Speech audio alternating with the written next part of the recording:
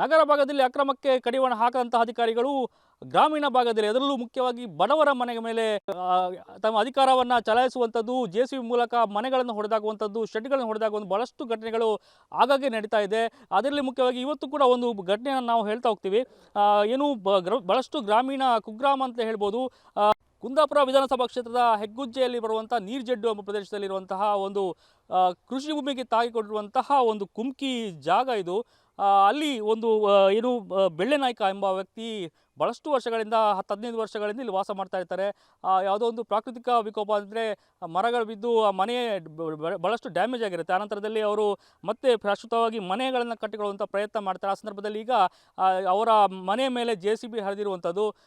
ಏನು ಕುಮ್ಕಿ ಜಾಗದಲ್ಲಿ ಅದರಲ್ಲೂ ಸರ್ಕಾರಿ ಜಾಗ ಅನ್ನುವಂತಹ ಕಾರಣ ಹೇಳಿ ಮನೆ ತೆರವು ಮಾಡಬೇಕಂತೇಳಿ ಈ ಬ್ರಹ್ಮಾವರದ ತಹಶೀಲ್ದಾರ್ ಏನಿದ್ದಾರೆ ಏನು ಎಚ್ಚರಿಕೆಯನ್ನು ಕೊಟ್ಟು ತೆರವು ಮಾಡಬೇಕಂತೇಳಿ ಭಾಳಷ್ಟು ಒತ್ತಾಯವನ್ನು ಹೇರಿ ಈಗ ನೇರವಾಗಿ ಬೆಳಂಬೆಳಗ್ಗೆ JCBಯನ್ನು ಹರಿಸಿ ಆ ಮನೆಯನ್ನು ಸಂಪೂರ್ಣವಾಗಿ ಧ್ವಂಸ ಮಾಡಿರುವಂಥದ್ದು ನೋಡ್ತಾ ಇರ್ಬೋದು.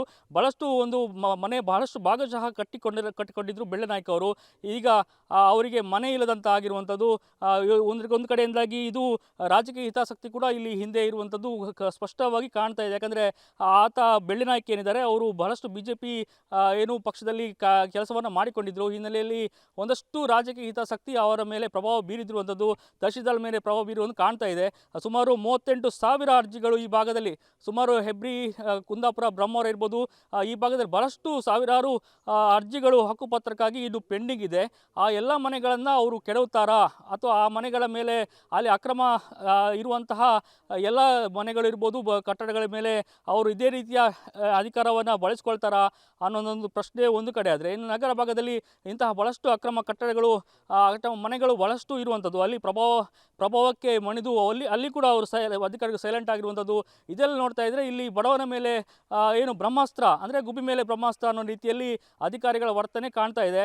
ಸದ್ಯಕ್ಕೆ ಒಂದು ಭಾಳಷ್ಟು ಭಾಗಶಃ ಮನೆ ನಿರ್ಮಾಣದಂಥ ಮನೆಯನ್ನು, ಒಂದು ಮನೆ ಇರ್ಬೋದು, ಸುಮಾರು 3-4 ಶೆಡ್ಗಳನ್ನು ಇಲ್ಲಿ ಏಕಾಏಕಿ JCBಯನ್ನು ತೆಗೆದುಕೊಂಡು ಬಂದು ಇದನ್ನು ಧ್ವಂಸ ಮಾಡಿರುವಂಥದ್ದು. ಭಾಳಷ್ಟು JCBಗಳು ಸ್ಥಳೀಯ ಯಾರೂ ಕೂಡ JCBಯನ್ನು ಕೊಡಲಿಕ್ಕೆ ಒಪ್ಪಿಲ್ಲ. ಆದರೆ ಹೊರಗಿನಿಂದ JCB ತಂದು ಏನು ರಾಜಕೀಯ ಹಿತಾಸಕ್ತಿ, ರಾಜಕೀಯ ಪ್ರಭಾವಕ್ಕೆ ಮಣಿದು ತಹಶೀಲ್ದಾರ್ ಏನಿದ್ದಾರೆ ಬಡ ವ್ಯಕ್ತಿಯ ಮೇಲೆ ತಮ್ಮ ಅಧಿಕಾರವನ್ನು ಚಾಲಿಸಿದ್ದಾರೆ. ಹೀಗಾಗಿ ಸದ್ಯಕ್ಕೆ BJPಯ MP ಇರ್ಬೋದು, ಸ್ಥಳೀಯ ಶಾಸಕರು ಈ ವ್ಯಕ್ತಿಯ ಪರವಾಗಿ ನಿಂತಿರುವಂಥದ್ದು. ಇಂತಹ ಭಾಳಷ್ಟು ಮನೆಗಳು ಇದೆ, ಅದನ್ನು ಕೆಲವು ಥರ ಅಕ್ರಮ ಮನೆಗಳನ್ನು ಎಲ್ಲ ಮನೆಗಳ ಮೇಲೆ ಇದೇ ರೀತಿಯ ತಮ್ಮ ಕರ್ತವ್ಯ ನಿಷ್ಠೆಯನ್ನು ಏನು ಪಾಲಿಸ್ತಾರಾ ಅನ್ನುವಂಥ ಕ್ವಶನನ್ನು ಮಾಡಿದ್ದಾರೆ. ಸದ್ಯಕ್ಕೆ ಈ ವ್ಯಕ್ತಿ ಬೆಳ್ಳೆನಾಯ್ಕ ಏನಿದ್ದಾರೆ ಭಾಳಷ್ಟು ಕ್ಯಾನ್ಸರ್ ಇಂದ ಬಳಲುತ್ತಿದ್ದಂಥ ವ್ಯಕ್ತಿ, ಅವರಿಗೆ ಸದ್ಯ ಭಾಳ ಕಷ್ಟಪಟ್ಟು ಮನೆಯನ್ನು ಕಟ್ಟಿಕೊಳ್ಳುವಂಥ ಪ್ರಯತ್ನ ಮಾಡ್ತಾಯಿದ್ರು, ಶಾಶ್ವತ ಒಂದು ನೆಲೆಯನ್ನು ಕಂಡುಕೊಳ್ಳಿಕ್ಕೆ ಪ್ರಯತ್ನ ಮಾಡ್ತಾಯಿದ್ರು. ಆದರೆ ಅದ್ಯಾವುದು ಕೂಡ ಈಗ ಅದಕ್ಕೆಲ್ಲವೂ ಈಗ ನೀರು ಎರಚದಂಥ ಪರಿಸ್ಥಿತಿ ನಾವು ಇಲ್ಲಿ ಕಾಣ್ತಾ ಇದ್ದೇವೆ.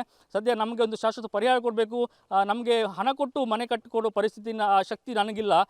ನಾನು ಭಾಳಷ್ಟು ಕಡುಬಡವ ವ್ಯಕ್ತಿ, ಕ್ಯಾನ್ಸರ್ ಚಿಕಿತ್ಸೆಗೂ ಭಾಳಷ್ಟು ಕಷ್ಟಪಟ್ಟು ಏನು ಚಿಕಿತ್ಸೆ ಮಾಡಿಕೊಂಡಿದ್ದೇನೆ. ಈಗ ಈ ಮನೆ ಮೇಲೆ ಈ ರೀತಿ ಅಧಿಕಾರಿಗಳು ದರ್ಪವನ್ನು ತೋರಿದ್ದಾರೆ.